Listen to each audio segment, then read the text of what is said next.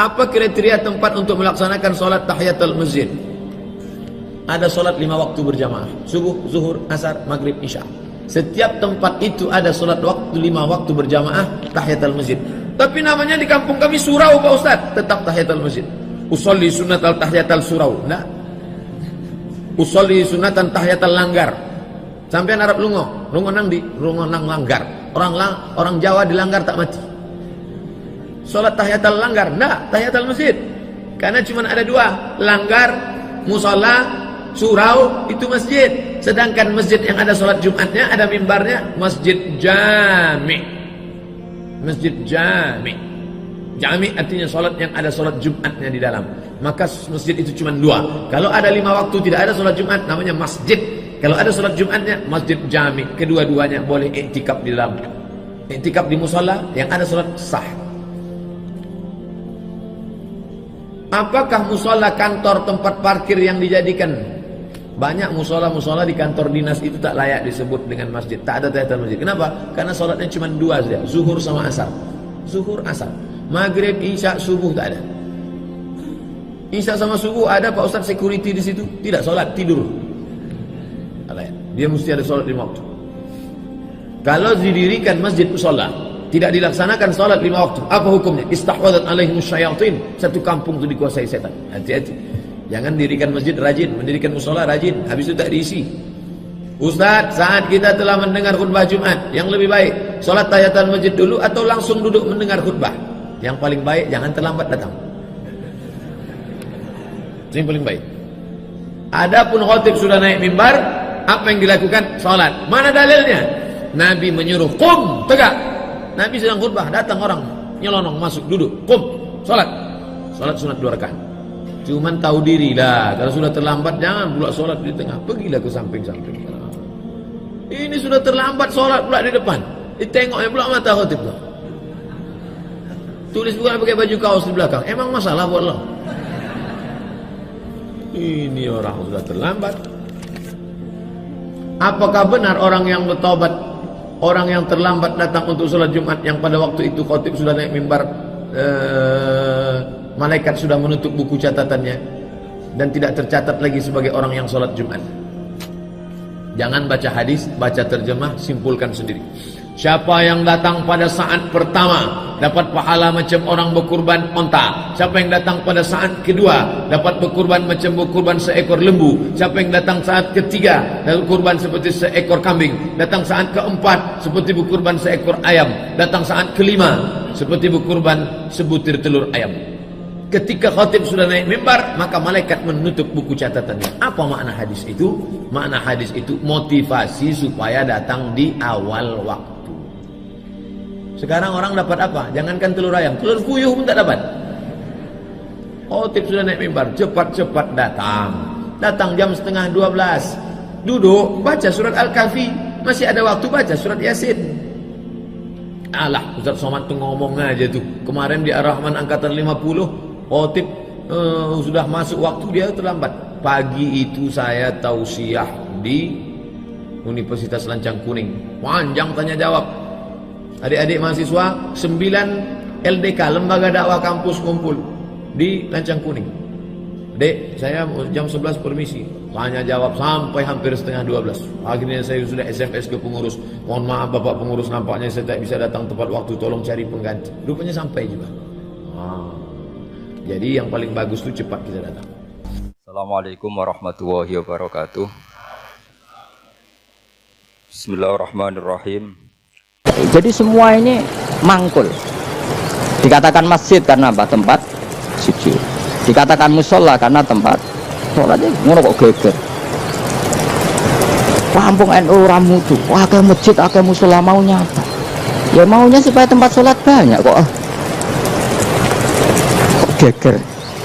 Mergo ora roh maknane tapi seneng Islam. Wajo. Bisa dimangkeli oleh seneng Islam tenanan, didukung gobloke ya tenanan. Dadi angel. Kok protes perkara adat ora banyak. Apa? Masjidnya satu banyak.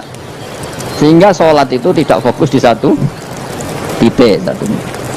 Itu sebetulnya malah bagus untuk daerah tertentu, meskipun buruk di daerah tertentu. Ya lihat konteksnya. Kalau daerah pesantren bagusnya banyak musola. Mergo kiai nak ngongkon imam sungkan-sungkanan. Nah misalnya kula terus sama jamaah nang masjid jamaah terus imame rai-rai Mustofa ini apa ngimami meriang mocok keliru kabeh. Nah aku ngimami wong aku derajat wis akeh kok ambisi dadi imam iku bangkune. Wong kula ora usah imam wis mulya kok ngrebut status imam. Iya nak pangeran darani kula wong alim imam nak darani wong ragus. Mulane jare bapak iku cara bapak istiqomah ya apik ya, tapi nak keterusan ya elek. Iki jenenge ngangkangi, ora istiqomah tapi ngangkangi. Lu banyak loh alumni pondok nganggur gara-gara imamnya masjid istiqomah. Dados nak musola diarani masjid niku nggih angsal. Mergi musola iku maknane nggon salat, masjid itu maknane nggen napa? Sujud. Terus kemudian wonten perkembangan kultur budaya. Nak sing dienggo Jumatan niku diarani masjid napa? Jamek.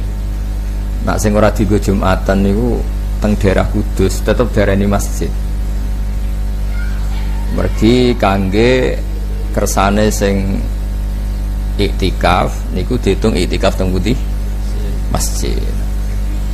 Niku nggih plus minus. Plus niku sing teng musala niku nak iktikaf saged. Minus niku nak sing haid napa sing junub niku ora direpot. Mergi pun diberi ketentuan napa? Masjid. Niku nak masjid dengan makna fikih. Tapi sebetulnya ndak se ekstrim itu ya. Riyen Rasulullah sallallahu alaihi wasallam nanti ngendikan di antara khase umatku niku ju'ilat lanal ardu kulluha napa masjidan nggih napa ju'ilat lanal ardu kulluha masjidan. Jadi di antara ciri khas umatku kabeh bumine Allah niku layak dadi napa masjid. Terus riyen niku mate Nabi Musa niku nak badhe Jumatan atau badhe salat itu harus dibentuk bangunan.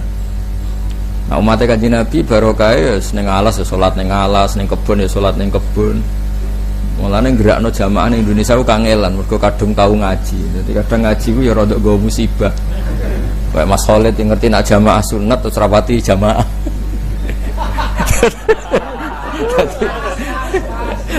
Jadi ilmu kadang nggawa musibah ya perkara ini. Enggak riyen wonten santri salat terus qobliyah ba'diyah angger bengi tahajud bareng mondok ngerti nek iku sunat langsung ora. Jadi kadang ilmu itu ya ribet. Niki mun pas nih Mas Agus ngurusi dunya nih Khalid juga ngurusi nopo. Terus ini kan duete kan sing sitok sugih sing sitok alim. Ojo.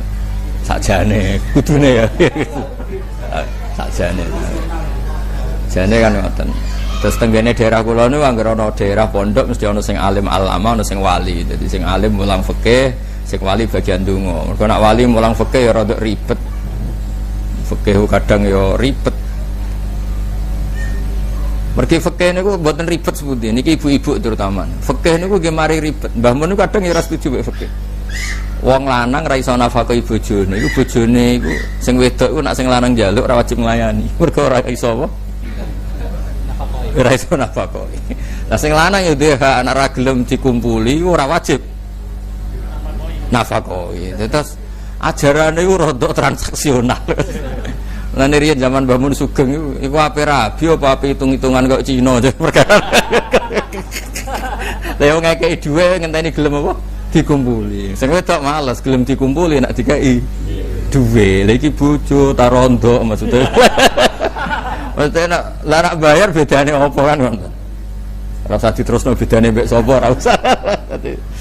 Dadi iku fikih sing rondok-rondok masalah.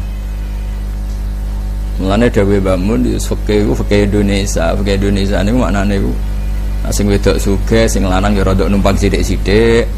Ya rodok haram sidik-sidik mestine ar-rijalu qawwamuna. Tapi kan masalah itu kan hukum. Hukume ngono, tapi faktane sing wedok sugih, sing lanang larat. Dadi hukume sing lanang wajib nafkahi, tapi faktane sing wedok sing nafkahi. Lah ngoten niku nggih angsal secara takdir. Jadi salah secara hukum tapi angsal secara takdir. Lah jenenge wong di rumah ya wajib sopan, wajib nurut. Kadang-kadang sing lanang yang ngepel barang wong jenenge numpang. Nah, masjid di Indonesia itu harus mirip modifikasi fikih Indonesia. Mergi masjid-masjid Indonesia kata sing teng tanah sengketa riyen, tanah gigi, tanah konflik. Tapi jari wali-wali riyen cek konflik, cek gigi bumi wae Allah sing dienggo masjid itu apik ngono. Dadi ora ndok. Kula nu nate teng Korea niki cerita. Niki difikihi basul masail ya ora bar. Syaraté wakaf iku ora muabbad. Muabbad iku permanen. Teng Korea niku masjid itu nyewa. Jadi wonten apartemen tingkat 7 wonten niku ngisor gereja, engko dhuwure bar, kadang tingkat 3 napa? Masjid. Kadang walian, masjid sik dhuwure gereja, dhuwure bar. Kadang-kadang nek ning masjid yo dangdutan sik. Jadi jare sing Jumatan, mah kowe kula ora Jumatan Gus, mergo pas penanyine ayu. Karena teori tata negara di sana, tata ruang di sana, tanah masyarakat itu nggak boleh jadi masjid. Karena yang boleh jadi masjid harus ruang publik. Jadi kalau gereja jadi masjid boleh, masjid jadi gereja juga boleh. Karena kadung sudah ruang apa? Publik. Tapi kalau sudah ruang masyarakat nggak boleh lagi diodak-adik jadi ruang publik. Jadi akhirnya justru nyewa masjid paling mungkin ya kalau bekas gereja atau bekas bar. Nanti teng bar, Pak. Mboten nate tenan. Khusyuk tenan nih. Khusyuk wonten kalih, siji melarat, nomor loro ada kesempatan, nomor 3 iku saking wedine pangeran. Sing divisi Allah sing saking wedine pangeran. Wow, bojone nembes tunggal. Gak triwo deh asli deh. Jemban mangga teng akhirat kula tambahi, Pak. Mangke teng swarga pinten, Pak? Pinten rencana? Kok hitungane supaya hitungane berapa? Tapi mboten setunggal. Mboten. Sedoso cekap. Turun ini kok yang pujian ting langgar-langgarnya 72 bidadari ngoten.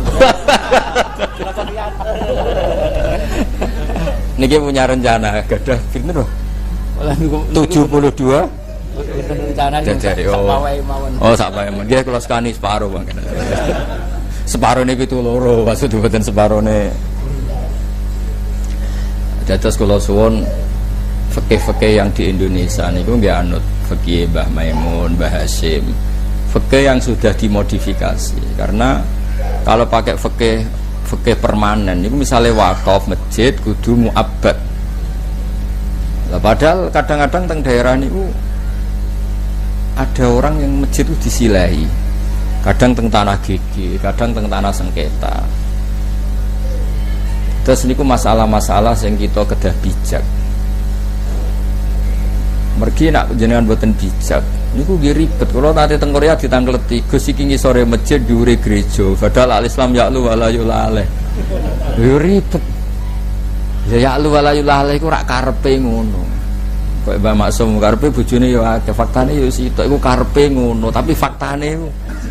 Lah faktane iku sing ngisor sing oleh disewa dadi masjid dhuwur wis kadung gereja. Dhuwure nebar. Terus masalah-masalahnya ngeten iki riyen guru-guru kita sampai sanad Wali Songo niku dipermudah. Ke di antara ciri umat Rasulullah sallallahu alaihi wasallam niku ju'ilat lanal ardu kulluha masjidan. Lah niku nggih plus minus wau. Nek resmi mbok arani masjid niku tiyang junub, tiyang khed. Niku mboten angsal suwi-suwi. Tapi nek sakniki ora dilonggar mergo sakniki niku khofat riyen kan in khofat talwisahu. Jadi potensi masjid iku kena darah khed. Sakniki jog wonten napa yes pokoke sing luwih canggih niku relatif ringan sakniki hukum. Iki lho tak cerita masjid. Terus nomor 3 niku ora usah masjid iku kepengin maju. Pemene pengurusnya kok terus Mas Fatur, Mas Khalid itu biasa ora usah maju nemen. Ke masjid itu nak kemajuan niku sakake masyarakat. Kuatah daerah masjid iku maju, tahajud wajib. Nanti wong ora kober ning omah. Jadi apa-apa nak kesemangatan itu ya ribet.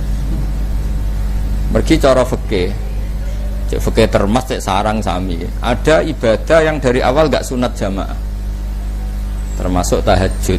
Niku kata-kata ulama tradisi ini mboten apa jamaah. Meskipun boleh jamaah, meskipun boleh, karena hubungan be Allah itu kadang butuh privat.